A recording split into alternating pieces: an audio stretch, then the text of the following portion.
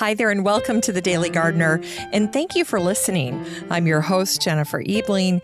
It's February 19th, and today there are 29 days left until spring. So we've cracked the 20s. It's Friday. What a great way to head into the weekend. Today we'll look back at a story that inspired the book The Orchid Thief. And we'll also learn about the incredible true story of a Madagascar explorer.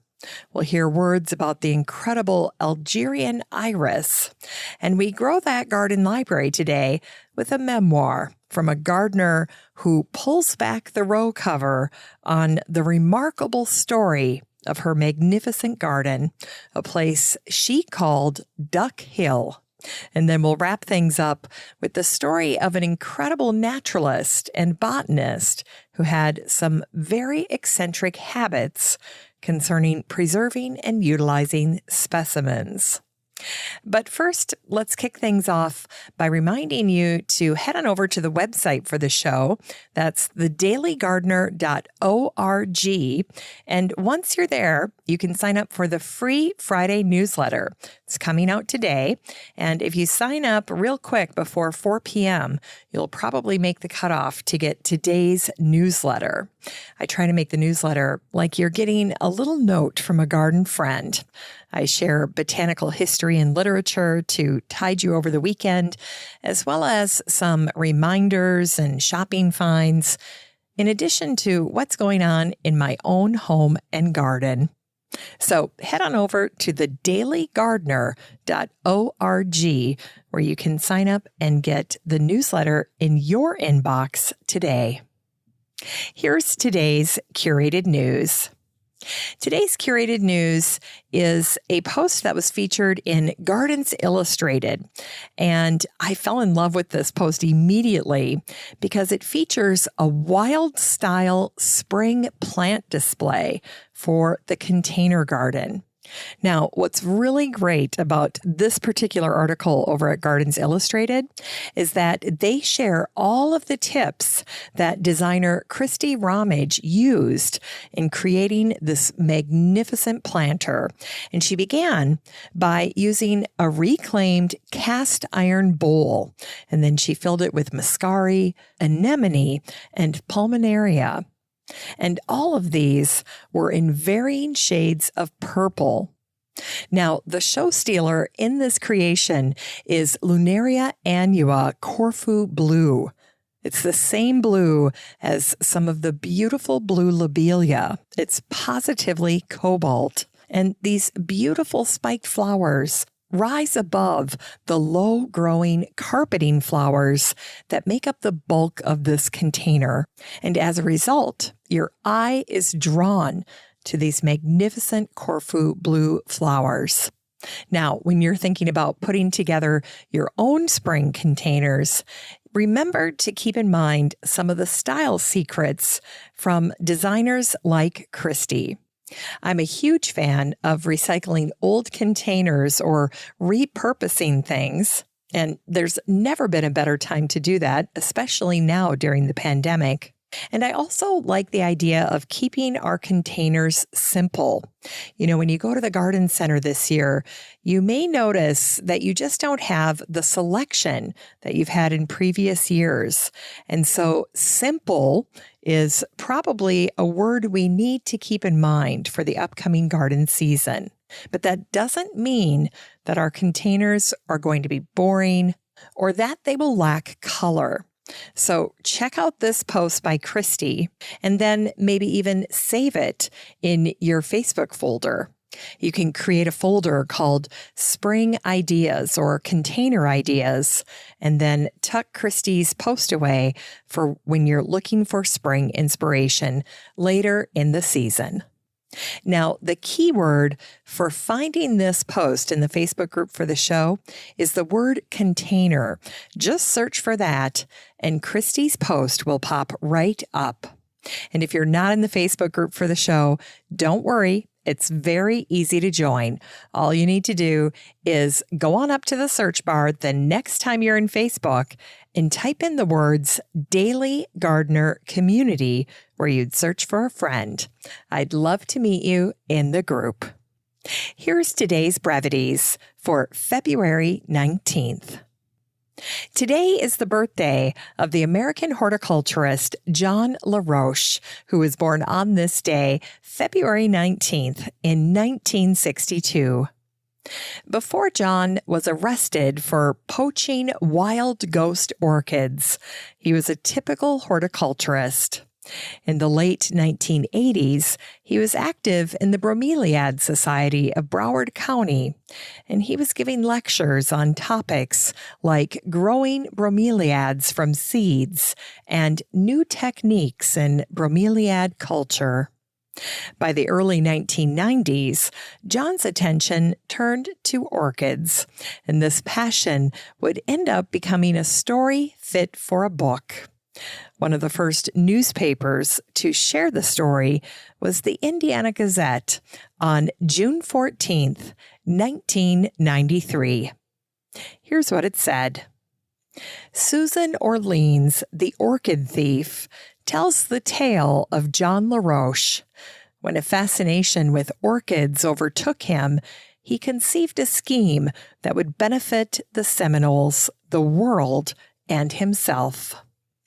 Using the Seminoles' exemption from laws against picking orchids in the wild, John helped himself to rare specimens growing in a Florida swamp called the Fakahatchee Strand State Preserve. John's plan was to clone the orchids by the millions, making them available to fanciers everywhere, and thus save them in their wild state by obviating the need to pick them. Not incidentally, he would make a fortune for the Seminoles and himself. But the law did not agree, and John was arrested and convicted for poaching. Attracted by an article on John's arrest, Susan Orlean, a reporter for The New Yorker, traveled to Florida, befriended John, and got him to introduce her to his world. Near the opening of The Orchid Thief, Susan describes how she approaches her subjects. She said, I read lots of local newspapers, and particularly the shortest articles in them, and most particularly any articles that are full of words and combinations that are arresting. In the case of the orchid story, I was interested to see the words swamp and orchids and Seminoles and cloning and criminal together in one short piece. Today, it's estimated that only 2,000 ghost orchids remain in Florida. And it was on this day, February 19th, in 1932, that the Shreveport Journal shared a story about the botanist Charles Swingle and his quest to find the Euphorbia intizi. Charles Swingle was the first American botanist to set foot on the island of Madagascar in the Indian Ocean. He was on the trail of a peculiar rubber plant called intizi, which government scientists thought might be grown in our own Southwest. When this young American arrived in Madagascar, he found he was just 15 minutes too late to catch a little coastwise boat heading to the south. The natives simply couldn't understand his disappointment. They said, "Oh, sir, another boat will arrive in 6 weeks. In the meantime, there is rice for all, so there is nothing to worry about." In the native Malagash language, there is no word for time. They spend a few days a year planting, transplanting, and harvesting rice, and there's enough food for all. Don't the natives ever get tired of rice? I asked Dr. Swingle. Not at all, he explained. If they get tired of white rice, they can change to red rice or blue rice or brown. As many as 64 varieties grow in Madagascar. And then there are special delicacies to go with it. Delicacies that are for those who like dried grasshoppers and locusts. Dr. Swingle made daily trips to the village markets to get peanuts, bananas, pineapples, guavas, mangoes, or papayas to add to the hotel diet of rice. On the 16th day of his march into the southern brush, Dr. Swingle sighted the first intizy plants. The curious bulbous roots were filled with water, the best they had had for many a day, and the milky latex which oozed from its trunk was found to be pure rubber. The Euphorbia intizy is a large succulent tree growing up to almost 25 feet tall. Thanks to Charles Swingle, the plant was experimentally cultivated in the American Southwest. In Unearthed Words, today's words are by Vita Sackville-West, the English author and garden designer, from her book, In Your Garden. This is from her section on Algerian iris. Kindliness, so far as the Algerian iris is concerned, consists in starving it. Rich cultivation makes it run to leaf rather than to flower. What it really enjoys is being grown in a miserably poor soil, mostly composed of old lime and mortar rubble, and even gravel, a gritty mixture at the foot of a sunny wall. The grittier and the sunnier, the better. Sun and poverty are the two things it likes. You should search your clumps of the grass-like leaves every day for possible buds and pull the promising bud while it still looks like a tiny, tightly rolled umbrella, and then bring it indoors and watch it open up under a lamp. If you have the patience to watch for long enough, you will see this miracle happen. If you have not yet got this iris in your garden and want to acquire it, you can plant it in March or April, but September is the best time for transplanting. It does not much like being split up and moved, so wherever you require it, do make sure that it does not get too dry until it has had time to establish itself. After that, it will give you no trouble.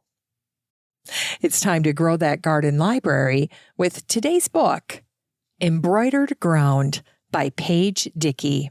This book came out in 2012, and the subtitle is Revisiting the Garden. In this book, Paige recounts her journey as she created her magnificent garden, Duck Hill, in upstate New York. Gardeners will relate to the challenges and the pleasures that Paige encountered creating her masterpiece.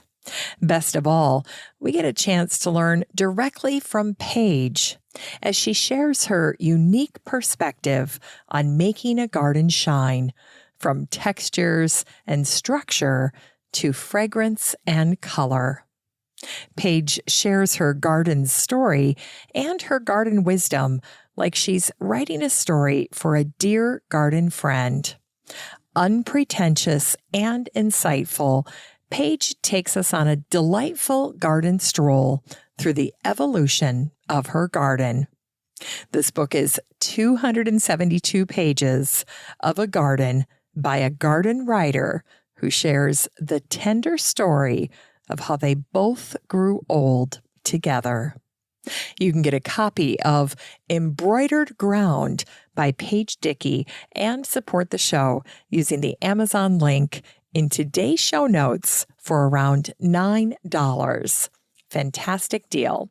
And if you've been listening to the show this week, you know that I also recommended Paige's new book, Uprooted, which talks about how she eventually leaves Duck Hill and starts a new garden. And this one, she called church house. Finally, here's something sweet to revive the little botanic spark in your heart. It was on this day, February 19th, in 1974, that the Journal Herald out of Dayton, Ohio, published a little snippet about the naturalist Eliza Brightwin and her unusual needlepoint methods. Here's what it said. If you are tired of the same crewel and needlepoint your friends are making, you might try a different type of embroidered picture. About 1880, Mrs. Brightwin, a famous botanist, began making embroidery pictures using the bones from the heads of fish, such as haddock, whiting, or cod. The bones were cleaned, boiled, and dried, and they were used as the wings for embroidered insects or leaves for flowers. The design was usually embroidered on black velvet. The tiny fish bones were sewn into place in a pattern that was embellished with original embroidery. And this is not as odd as it may seem if you look today at the modern collages made with large animal bones, nuts, bolts, prune pits, and other ordinary materials. Thanks for listening to The Daily Gardener. And remember, for a happy, healthy life, garden every day. Hey, thanks for spending another week with The Daily Gardener. If you worry you'll miss your daily dose of botanical brevities, just head on over to thedailygardener.org. That's where you can find all the stories and books that I share on the show. And while you're there, be sure to sign up for my free Friday newsletter. It has lots of goodies in it, and I try to make the newsletter like you're getting a marvelous letter from a garden friend. You can always find The Daily Gardener on all your favorite social media. You can follow the show on Twitter, where I'm at Gardener Podcast, and you have a standing invitation to join the free Facebook group for listeners of the show. Just search for Daily Gardener Community the next time you're on Facebook and request to join. Last but not least, if you haven't already done so, go ahead and leave a review for the show over at Podchaser. I so appreciate reviews. The Daily Gardener is produced in lovely Maple Grove in Wyoming, Minnesota, with the help of Paige Mance, Brooke Bierbaum, and Eric Begay. I'm your host, Jennifer Ebling, and as always, have a great day in the garden, and we'll see you on Monday.